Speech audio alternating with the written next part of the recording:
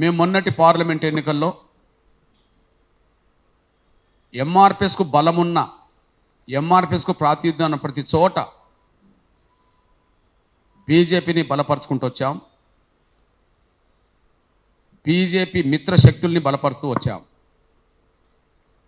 బీజేపీని బలపరుస్తూ వచ్చాం. బీజేపీ మిత్ర శక్తులను బలపరుస్తూ వచ్చాం. ఇక్కడ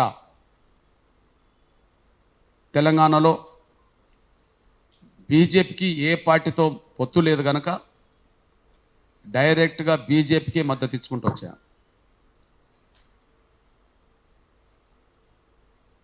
ఒక మాటలో చెప్పాలంటే తెలంగాణలో బీజేపీకి ఒక మిత్రపక్షంగా ఎంఆర్పిఎస్ వ్యవహరించింది.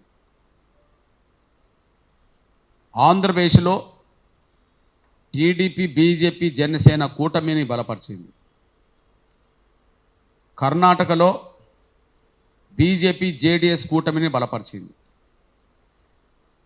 తమిళనాడు మొదలుకొని ఎంఆర్పిఎస్కు బలమున్న, నిర్మాణపరంగా శక్తి ఉన్న ప్రతి చోట బీజేపీని, బీజేపీ మిత్రపక్షాలని బలపడుతూ వచ్చేసింది. మేము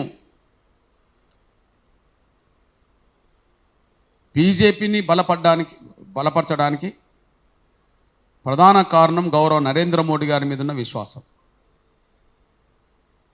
ప్రధాన కారణం ప్రధానమంత్రి గౌరవ నరేంద్ర మోడీ గారి మీద ఉన్న విశ్వాసం.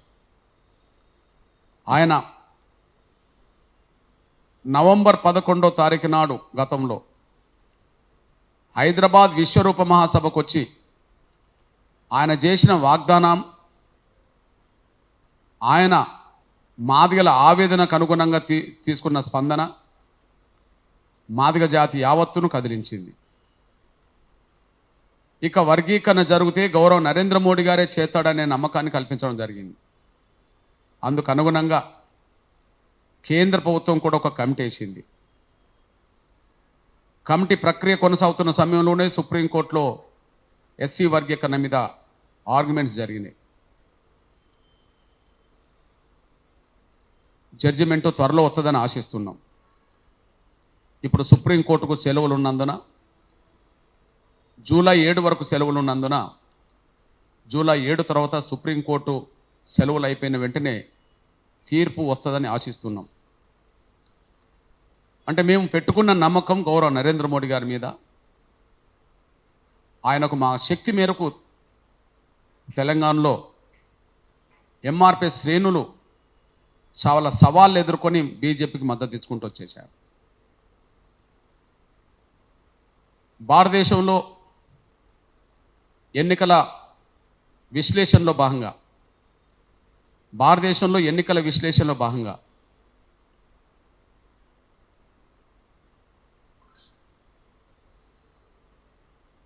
ఉత్తరాది రాష్ట్రాల్లో ఓటు పరంగా, సీట్ల పరంగా కొంత బీజేపీ వెనుకబడిపోయింది.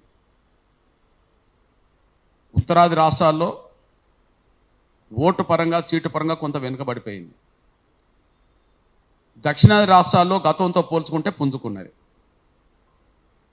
దక్షిణాది రాష్ట్రాల్లో గతంతో పోల్చుకుంటే ఓటు పరంగా, సీట్ల పరంగా పుంజుకున్నది. ఇది మనం చూస్తూనే ఉన్నాం.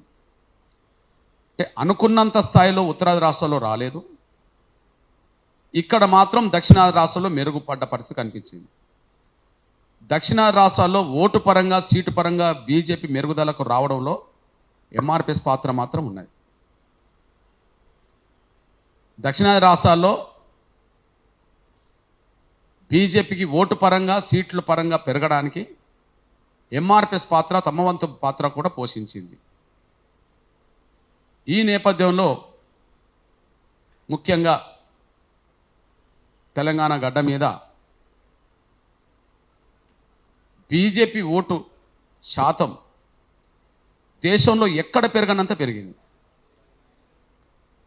బీజేపీ ఓటు శాతం దేశంలో ఎక్కడ పెరగనంత పెరిగింది. రామారామి ఒక అంచనా, మొన్నటి ఎన్నికల్లో బీజేపీ అక్కడక్కడ ఓటు పరంగా నష్టపోతే 1% నుంచి 5% ఓటు వరకు నష్టపోయిన రాష్ట్రాలు ఉన్నాయి. 1% మొదలు ఒక 5% వరకు నష్టపోయిన రాష్ట్రం ఇది. దేశంలో ఈ స్థాయిలో ఎక్కడ పెరగలేదని స్పష్టం చేస్తున్నాం. 21%. అసెంబ్లీ ఎన్నికలకు ముందు, తెలంగాణలో అసెంబ్లీ ఎన్నికల కంటే ముందు 7% ఓటు బ్యాంక్ కలిగి ఉన్న బీజేపీ అసెంబ్లీ ఎన్నికల్లో కూడా ఎంఆర్పిఎస్ మద్దతు ఇచ్చింది. 14% ఓటు పెంచుకున్నది, అంటే అదనంగా 7% ఓటు పెంచుకున్నది. 8 సీట్లు అసెంబ్లీలో గెలిచింది. 14% నవంబర్లో జరిగిన ఎన్నికలకు 14% ఓటు ఉంటే, మళ్ళీ మొన్న 6 నెలలు తిరగక ముందే జరిగిన ఎన్నికల్లో బీజేపీ ఓటు శాతం 35 వరకు పెంచుకున్నది. అంటే 14% 6 నెలల క్రితం ఓటు ఉన్నది, 6 నెలలు కాకముందే 35% ఓటు ఇక్కడ పెంచుకోవడమే కాకుండా అంతకుముందు 4 పార్లమెంట్ స్థానాలకు మళ్ళీ రెట్టింపు స్థాయిలో 8 పార్లమెంట్ స్థానాలు గెలుచుకున్నారు. అంటే ఈ స్థాయిలో రెట్టింపు పార్లమెంటు స్థానాలు గెలిచింది, 21% పైగా ఓటు పెంచుకున్నది తెలంగాణ రాష్ట్రంలో అనే విషయం మేము స్పష్టం చేస్తున్నాం. దీనికి ఎంఆర్పిఎస్ బీజేపీకి ఒక మిత్రపక్షంగా క్షేత్రస్థాయిలో మా వంతు పాత్ర పోషించడంలో, అతి కీలకమైన భూమిక పోషించడంలో, బీజేపీకి అండగా గౌరవ నరేంద్ర మోడీ గారి మీద ఉన్న నమ్మకంతో అతి కీలకమైన పాత్ర పోషించి ఈ స్థాయిలో సీట్లు పెరగడానికి, ఓట్లు పెరగడానికి కారణమైంది ఎంఆర్పిఎస్ అనే విషయం కూడా మీద తీసుకొస్తున్నాను నేను.